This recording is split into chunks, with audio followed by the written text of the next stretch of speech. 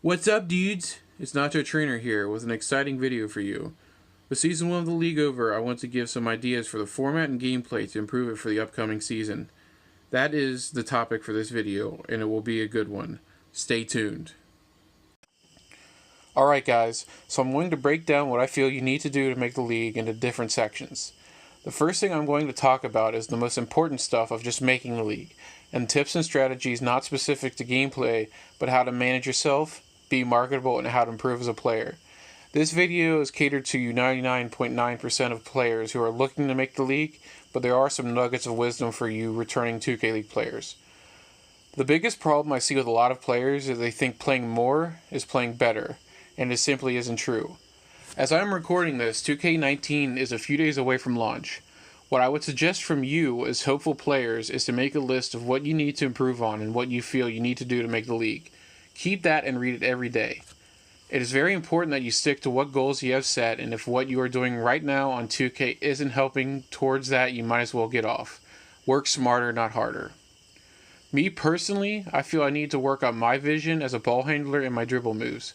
I would rather be locked in for 4 hours learning how to handle the ball and working on my vision than 8 hours of mindlessly playing the game of walk-on, team-up, or whatever I do. If you feel all you need to work on is something as simple as off-ball movement, do nothing but that. It's better to go into a walk-on game and get yourself open that way than playing Team Pro-Am and mindlessly doing it. Going off of this, some of you need to make a decision in how devoted you are to this and if you're willing to sacrifice who you play with to improve. If you want to improve as a ball handler, but you are stuck on a pure sharp, you should be looking for a new team. Even if you are a big name guy on a big Pro-Am team or barely elite, you may be able to get in the league by roster riding, but you won't last if you spent all that time as a cone and you're thrusted into something else. You need to put yourself, and I can't stress this enough, put yourself in the best position to make the league.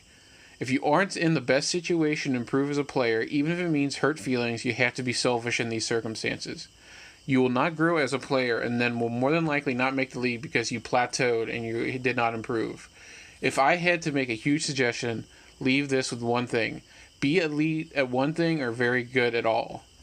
You saw Colts, you saw Dave Fry. They were playing point guard, they did it pretty well, and they were originally big men. You have to be adaptable. Something kind of I will say is be very elite. If you're going to be very elite, is be it at sharpshooting. Every team needs at least 2 shooters, and if you're a top 10 sharpshooter, you always have a place in the league, even if you suck at everything else. Everyone needs a good cone. But the next big thing I want to talk to you about is your skill level at the game. Now, I know most of you who watch the league saw people shuffle around in new positions or play archetypes they aren't used to. The cold reality of the league is that even if you make the league, there will only be a very few elite of the players who are in the league who will never have to worry about moving out of their comfort zone. I'm bringing this up because you can approach it one of two ways. You'll either need to work on your specific craft, whether that be ball handling, slashing, or rebounding, and be absolutely elite, like top 5 in the world at it, to have to never leave your comfort zone. For the rest of the players, you have to adapt, and the best way to do that is to have a primary playstyle and then have a backup one. You have to be good at multiple playstyles to last in the league.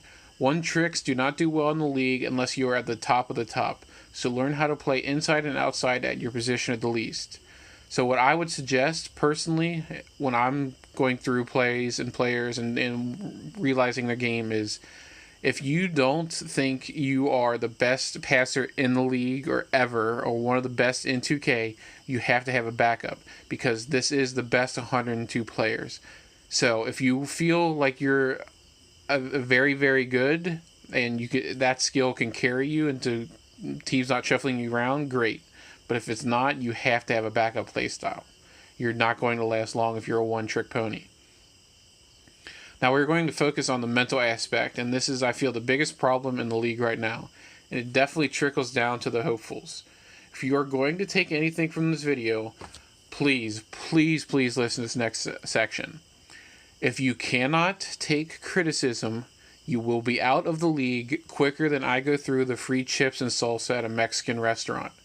Managers do not and will not work with people who cannot understand, even if you are absolutely right, aren't willing to let it go or to sacrifice for the team, even if it means themselves being hurt. If you are told you aren't making the right passes or costing the team points or are asked to sit, and you get passive aggressive, throw games, complain to your friends or on other teams, or completely go quiet and sulk, you will not have a spot in this league even if you are an MVP level talent. Instead of going into your games and after a game is lost, your first instinct is to blame teammates. You are done in this league. Review your game footage instead of thinking he did this, this, and this wrong, or that team got lucky, he got lucky there, that's why we lost. Look only at yourself and say, what could I have done better? There's always something you can improve upon. Even if you had 80 points, 40 for 40 shooting, and had 10 rebounds, assists, steals, blocks, there is always ways to improve. You cannot be toxic in a professional environment, especially with the NBA umbrella above us. Not a lot of current players who are toxic have thought about it, but if you were toxic, that gets around to other managers. The managers talk. They will talk about what they've experienced in a player, and when teams ask about certain players, they will be honest. They aren't going to lie. They will say, this person was toxic, I would avoid them, do not get them. And they will pass on you. Don't be a one and done. Learn to take criticism and be open to suggestions, even if they directly hurt you, because it shows you're a good teammate. A good teammate can go a long way. Even if your skills aren't top tier or belonging of the league, if you get in and are the best teammate, you have a future in this league. And it may not be as a player, but you will always have an aspect in this league. So the final thing I kind of want to talk about is the infamous marketability. Everyone at the beginning of the season wanted to know what this league meant by marketable. That is still being defined. What I do know is for upcoming hopefuls is honestly just be the best version of yourself as you can be. The league likes personality, and the league likes filling a lot of markets. If you can sell your personality or passions, that is a big deal. You need to positively interact with others on social media and to also build your own brand. I had a head start on this because of art school. And because of art school, I needed to kind of sell myself and my art and being able to, get myself into shows. But you need to find your niche in the community and dial it to 11. The league wants sellable people. If they can't sell your personality, skill, or passions, the league will pick someone else who can. This all ties back into toxicity. This is the NBA, and you'll be representing the NBA. Why should they take the chance on you when you could potentially hurt their image? They won't.